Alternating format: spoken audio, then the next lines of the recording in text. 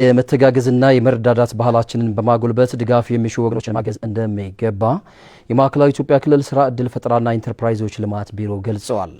ቢሮው የ2018 ዓ.ም የክረምት ወራት የበጎ ፈቃድ አገልግሎት በቀቤና ልዩ ወረዳ በፈቃዶ ቀበሌ የአንዲት አረጋዊት ቤት በአዲስ መልክ የቤት ግንባታ ማስጀመሪያ መርሃ ግብር አከናውኗል። ዘገባውን መሐመድ ሹር ከወልቂጤ ቅርንጫፍ ጣቢያችን በሚከተለው መልኩ አደርሰውናል። የማዕከላዊ ኢትዮጵያ ክልል ስራ ዕድል ፈጠራና ኢንተርፕራይዝ ልማት ቢሮ ኃላፊ አቶ ሙስጠፋ ኢሳ በዚህ ወቅት ባስተላለፉት መልእክት በጎነት ከልብ የሚመነጭ መሆኑን ተከትሎ በራስ ተነሳሽነት የሚከናወን ተግባር ነው። በተለይም ከለውጥ ዓመታት ወዲህ በዘርፉ በተከናወኑ ተግባራት በርካታ ወገኖች ተጠቃሚ መሆናቸውን የገለጹት ኃላፊው የመተጋገዝና የመረዳዳት ባህላችንን በማጎልበትና ያሉን አቅሞችን ጸጋዎችን በማስተባበር ድጋፍ ለሚሹ ወገኖች አጋዥ መሆን አለብን ሲሉ ተናግሯል። ብልጽግና ፓርቲ ሰው ተኮር መሆኑን ተከትሎ በራስ አቅም በመረዳዳት አቅም ለሌላቸው አቅም በመሆን በተግባር እያረጋገጠ ይገኛል ነው ያሉት። በዚህ መነሻነትም ቢሮ በልዩ ወረዳው በመገኘት የአንዲት አረጋዊት ቤት በአዲስ መልክ ግንባታ የማስጀመር የአረንጓዴ አሻራ ማኖርና ድጋፍ ለሚሹ ህጻናት የመማሪያ ቁሳቁስ ድጋፍ ማድረጉን አመላክቷል። በቢሮአችን 2018 ላይ በክረምት ወር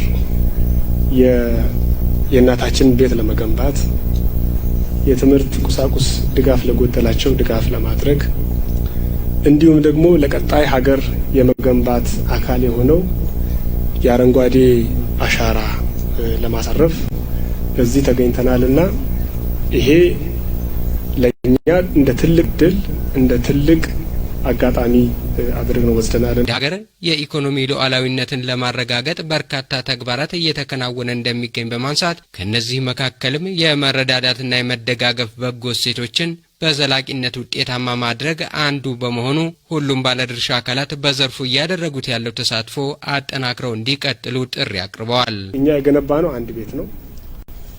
ሌሎቻችን ደግሞ ያለንን ሀብት አስተባብረን ተደጋግፈን ተጋግዘን ለዛሬ ብቻ ሳይሆን አጅርንም ጭምር አስበን የነገውን አስበን አቅመ ደካሞቻችንን የተጎዱ አካላትን ድጋፍ የሚፈልጉ አካላትን በዚህ አጋጣሚ እንድንጎበኛቸው፣ እንድንደግፋቸው፣ እንድንደርስላቸው አድራ ለማለት ፈልጋለሁ።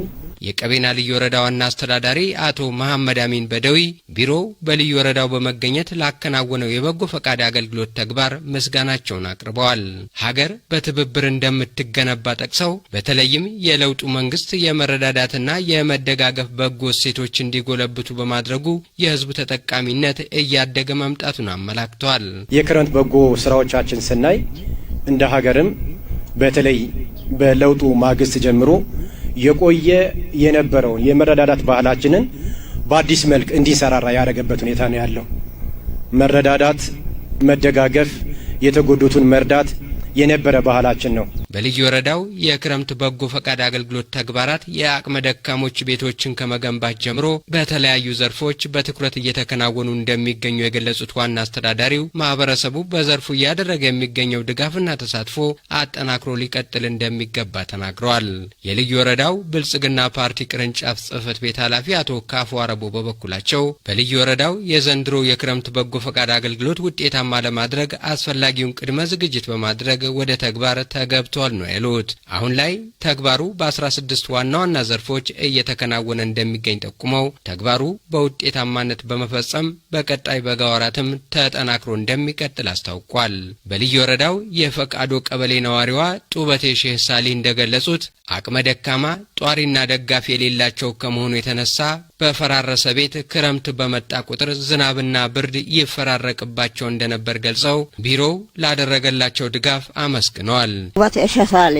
ለአመራር የክልል መንግስት ዘር ይውጣለት አገር ይስፋለት ከክፉ ላይ ይጠብቃቸው ነው እያሉት ያለ ግን እኔ ደስታው ራሱ መግለጽ አልቻልኩም እያሉ ነው። የወይዘሮ ጠብቴ ሼህ ሳሊ ጎረቤት የሆኑት አቶ ፈቱ ሸምሱ ግለሰቧ በተጎሳቆለ ቤት ዝናብና ፀሐይ ሲፈራረቅባቸው ተቋቁመው ያለ ረዳት ይኖሩ እንደነበረ የጠቀሱ ሲሆን በተደረገላቸው መልካም ተግባርም መደሰታቸውን አስረድተዋል። በጎነት ለኢትዮጵያ ከፍታ በሚል መሪ ቃል በተከናወነው መርሃ ግብር ከቢሮውና ከልዩ ወረዳው የተውጣጡ ከፍተኛ የመንግስት የሥራ ኃላፊዎችና ባለሙያዎች እንዲሁም ሌሎች የህብረተሰብ ክፍሎች ተሳትፈዋል።